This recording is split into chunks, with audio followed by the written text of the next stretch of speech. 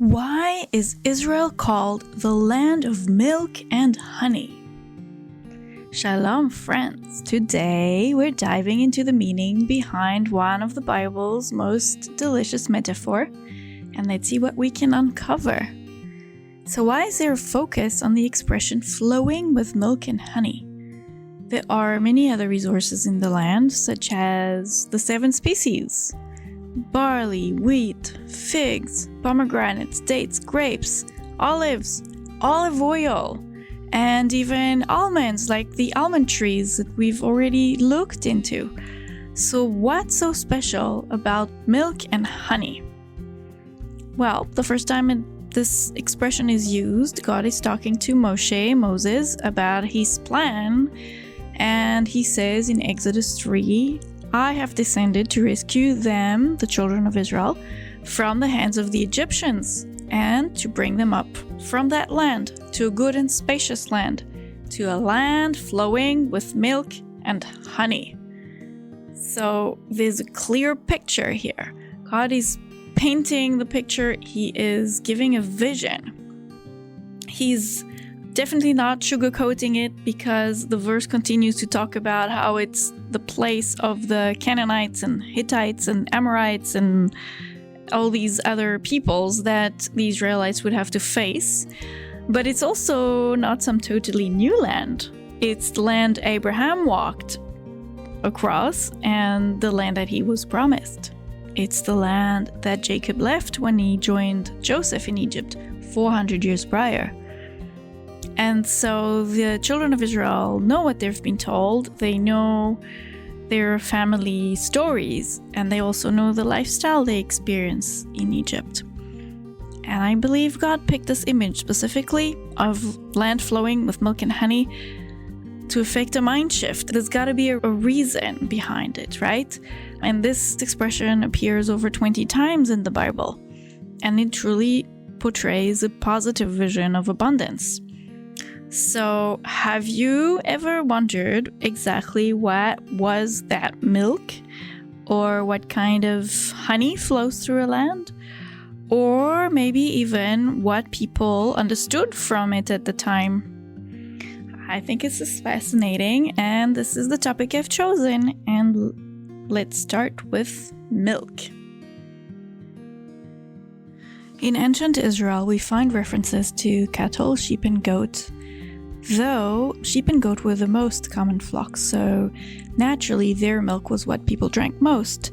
There simply weren't as many cows. And this makes a lot of sense when we think about the topography of Judea and Samaria, which is primarily rocky hills and desert, with an abundance of thorny bushes.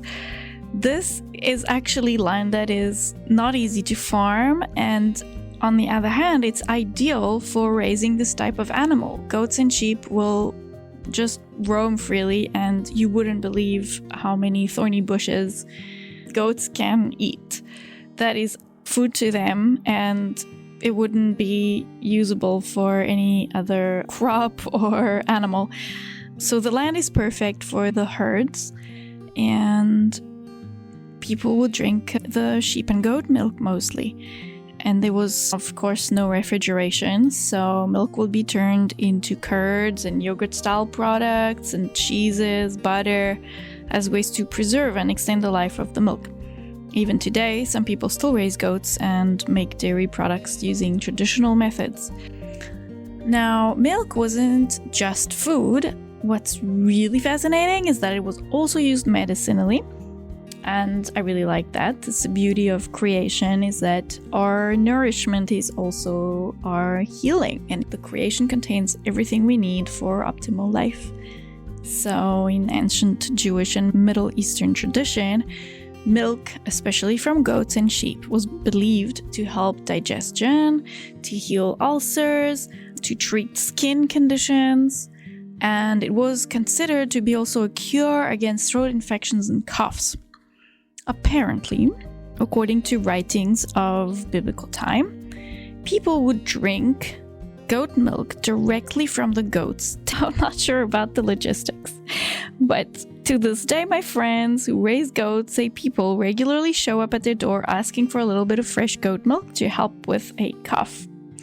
I have not tried it, so I can't speak for it, but I thought it very curious and worth mentioning that it's a folk remedy to this day. Now, as a funny side note, I think it's pretty straightforward that the land flowing with milk and honey is flowing with animal milk.